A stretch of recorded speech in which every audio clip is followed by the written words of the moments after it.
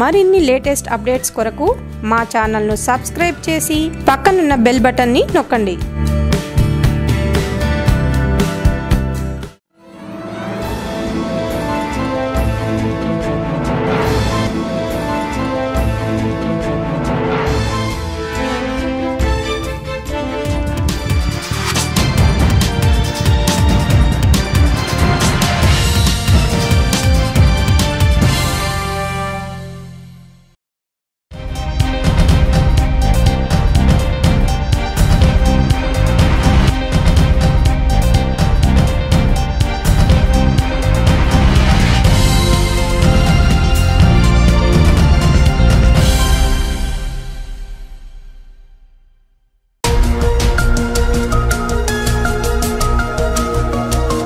సత్యాలు చెప్పడానికి సాహసం కావాలి.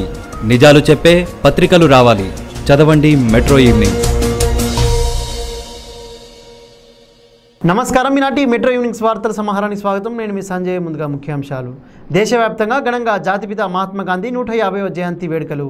జాతిపితకు నివాళులర్పించిన ప్రముఖులు. గాంధీజీ బాటలో కేసీఆర్ తెలంగాణ ఉద్యమం చేస్తారన్న హరీష్ రావు.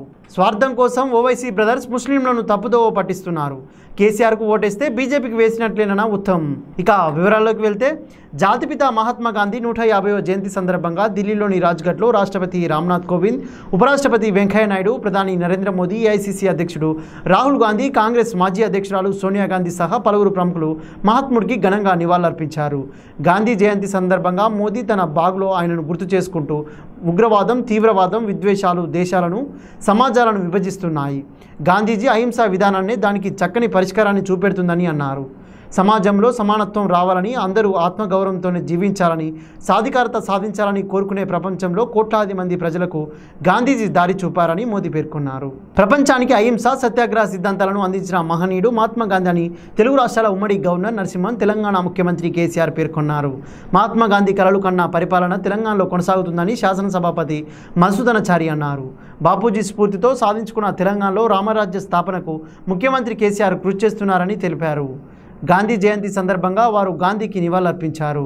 గాంధీజీ 150వ జయంతి సందర్భంగా సిద్దిపేట జిల్లా కేంద్రంలో గాంధీనగర్లో యువ పితాజీ యూత్ ఆధ్వర్యంలో ఏర్పాటు చేసిన మహాత్మా గాంధీ విగ్రహాన్ని హరీష్ రావు ఆవిష్కరించారు. తన జీవితాన్ని దేశం కోసం త్యాగం చేసిన మహాత్మా గాంధీజీ బాటలో ప్రతి ఒక్కరూ నడవాలని, గాంధీజీ కలలు కన్నా గ్రామ స్వరాజ్యం రావాలని సీఎం కేసీఆర్ ఆలోచిస్తున్నారని మంత్రి హరీష్ రావు తెలిపారు.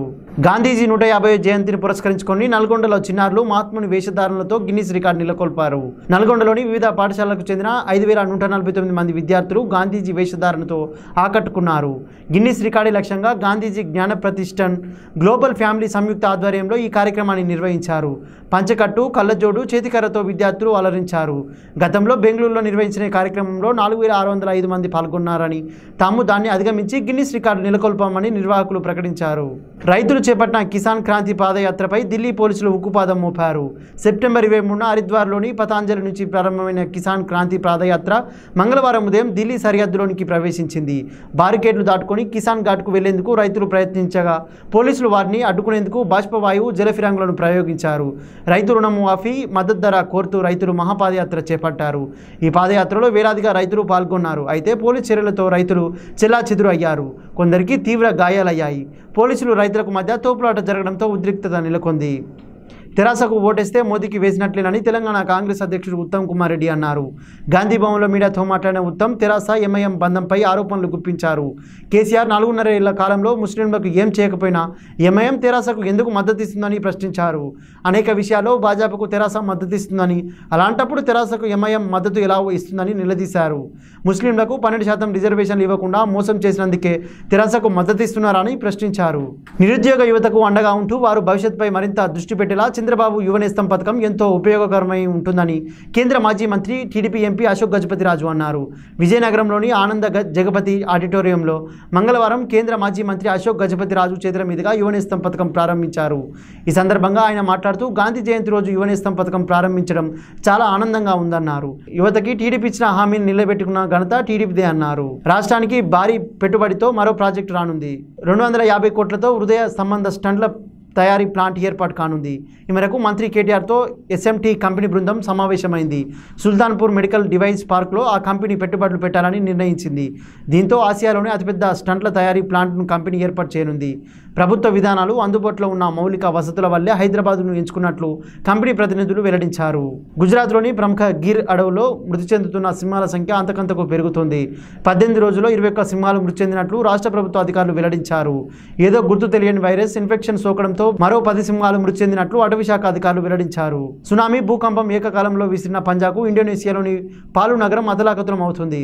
ప్రకృతి ప్రకోపానికి గురైన ఈ నగరంలో పరిస్థితి అత్యంత దయనీయంగా ఉంది. 4 రోజుల క్రితం చోటు చేసుకున్న ఈ ఘటనలో మృతుల సంఖ్య అంతకంతకు పెరిగిపోతుంది. తొలుత 48 మంది మృతి చెందారని తెలుపగా గత 4 రోజులుగా మృతుల సంఖ్య భారీగా పెరిగింది. ఈ ఘటనలో ప్రాణాలు కోల్పోయిన వారి సంఖ్య ప్రస్తుతం 1234కు చేరింది. మంగళవారం ఉదయానికి మృతుల సంఖ్య పెరిగిపోయిందని విపత్తు నిర్వహణ శాఖ అధికారి సుటాపో పూర్వో తెలిపారు. మరిన్ని వార్తల కోసం చూస్తూనే ఉండండి మెట్రో న్యూస్. వర్తమాన రాజకీయాలు, తెర వెనుక బాగోతాలపై డీకే అక్షింతలు ప్రతి సోమవారం మీ గోల్కొండ టీవీలో త్వరలో.